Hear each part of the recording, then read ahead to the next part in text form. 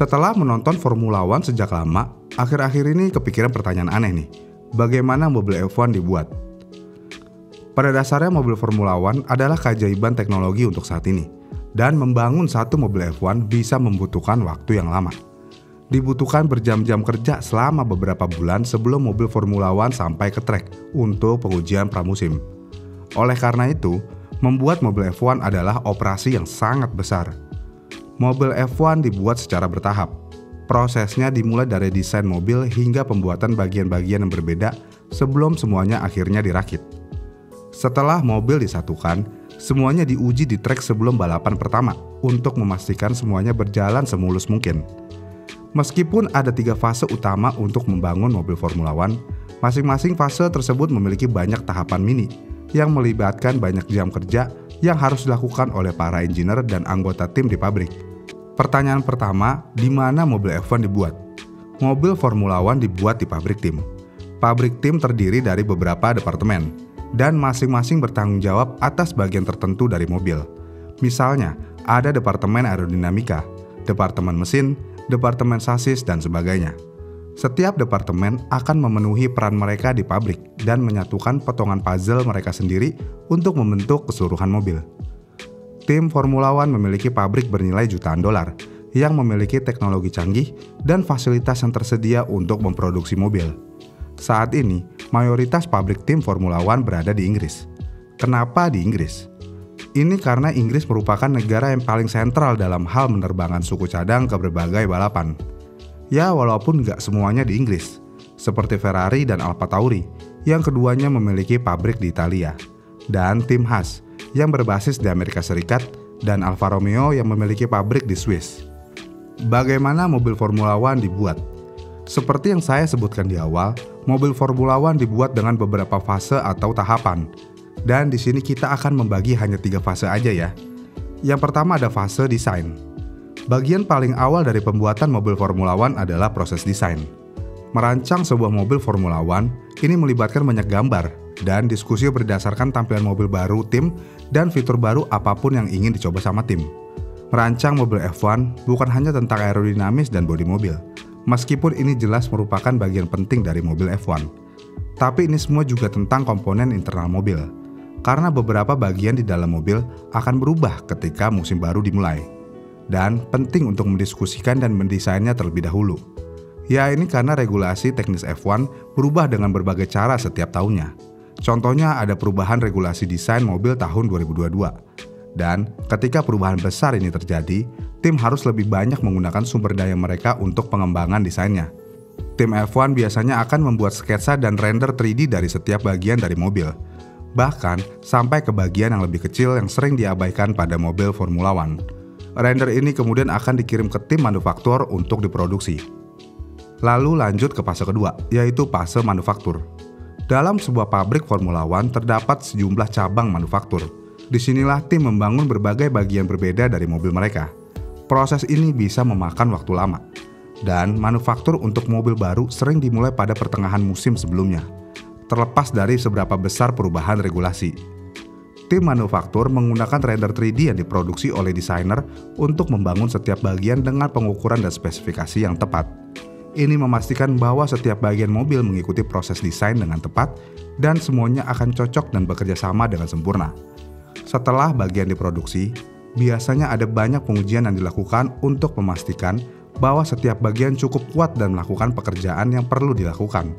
Jika ada bagian yang gagal atau tidak berfungsi seperti yang diharapkan, tim desain harus kembali ke papan gambar. Kemudian fase yang ketiga yaitu fase perakitan. Akhirnya setelah semua bagian diproduksi dan diuji dengan berbagai cara, semuanya disatukan di pabrik. Tim kemudian akan merakit seluruh mobil dari bawah ke atas dengan menyatukan masing-masing bagian. Ini adalah bagian terakhir dari proses pembuatan mobil F1.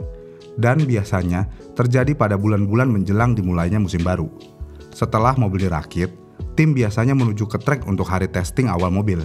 Yang mana mobil akan dites berjalan di atas trek sejauh 100 km sebelum mereka menuju ke pengujian pramusim. Kira-kira begitulah cara merakit mobil Formula One kalau dibagi 3 fase aja. Terlihat sangat ringkas. Di sini saya mencoba menambahkan detailnya lagi selain 3 fase yang udah saya sebutkan tadi. Hal pertama yang akan terjadi ketika mobil Formula One baru dibuat adalah pertemuan kepala desainer. Pertemuan ini berlangsung lama sebelum mobil baru mulai dikembangkan. Pertemuan ini terdiri dari semua kepala departemen di pabrik Formula One seperti chief designer, kepala aerodinamis, chief engineer, dan masih banyak lagi. Pertemuan ini digunakan untuk merencanakan mobil baru dan membuat semua orang pada halaman yang sama dalam hal arah yang mereka tuju. Setelah setiap bagian dibuat dari awal, tim akan melakukan serangkaian tes laboratorium yang ekstensif untuk memastikan bahwa mereka memenuhi standar tinggi yang dibutuhkan dalam mobil Formula One modern. Salah satu faktor terbesar untuk tim Formula One yang sedang membangun mobil adalah menyalakan mesinnya untuk pertama kali. Ini adalah proses awal sebelum proses perakitan keseluruhan. Dan mesin dinyalakan dan dihidupkan untuk pertama kalinya untuk memastikan bahwa semuanya bekerja dengan benar. Jika ada masalah besar, tim masih punya waktu untuk menyelesaikannya. Setelah mesin aman, tim mulai dengan fase perakitan utama. Setelah semua selesai, seperti yang saya sudah sebutkan, tim melakukan tes pertama dengan berjalan sebanyak 100 km. Setelah itu, tim baru ngetes di pramusim. Tapi sayangnya, untuk saat ini tes private untuk musim modern udah dilarang sama F1. Jadi tim harus memanfaatkan tes pramusim sebaik mungkin. Pengujian pramusim adalah waktu yang penting bagi semua tim, dan ini membantu mereka untuk mendapatkan pemahaman yang lebih baik tentang bagaimana mobil baru mereka bekerja di lintasan. Walaupun wind tunnel dan simulasi sekarang sangat canggih, tetapi tidak ada yang bisa menyediakan data seperti hasil di lintasan. Kemudian ada jangka waktu yang panjang untuk fase-fase yang sudah saya sebutkan tadi. Dan seringkali pekerjaan mobil dapat dimulai dengan waktu sedini mungkin, seperti 16 bulan sebelum balapan musim dimulai. Misalnya kayak Mercedes-Benz mulai mengerjakan mobil 2019 pada tahap akhir musim 2017.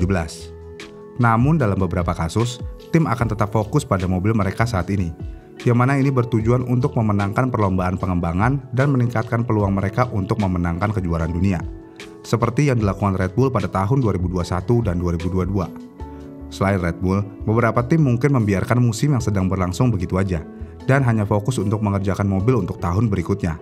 Kita ambil contoh dari tim Haas. Tim Haas pada tahun 2021 nggak mengembangkan mobilnya sama sekali dan membiarkan musimnya berantakan.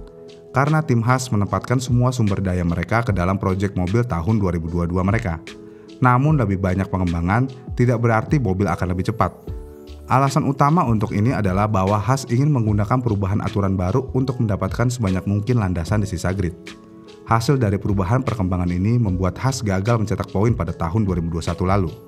Dan ini adalah untuk pertama kalinya dalam 6 tahun sejarah mereka. Ini tentu aja menggambarkan betapa pentingnya menyeimbangkan sumber daya pengembangan di Formula One.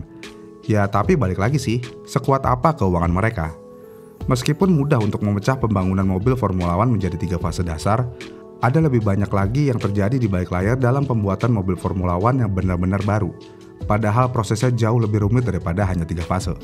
Setiap cabang di pabrik memiliki pekerjaannya sendiri, dan biasanya ada hal-hal berbeda yang terjadi pada waktu yang sama. Terkadang sebuah tim dapat mengerjakan mobil mereka saat ini dan juga mobil musim depan secara bersamaan. Jadi kalau F1 lagi nggak balap, buat pembalap dan tim prinsipal biasanya itu adalah hari libur. Tapi ini kebalikannya buat engineer. Itu malah hari-hari paling sibuk dalam setahun. Jadi kira-kira begitulah cara membangun mobil F1. Walaupun mobil F1 kelihatannya seperti kayak gitu-gitu aja, tapi kebanyakan tim melakukan perubahan yang cukup besar di setiap mobilnya di setiap musim. Jadi menurut kalian bagaimana nih? Komen di kolom komentar di bawah ya. Jangan lupa like dan subscribe channel ini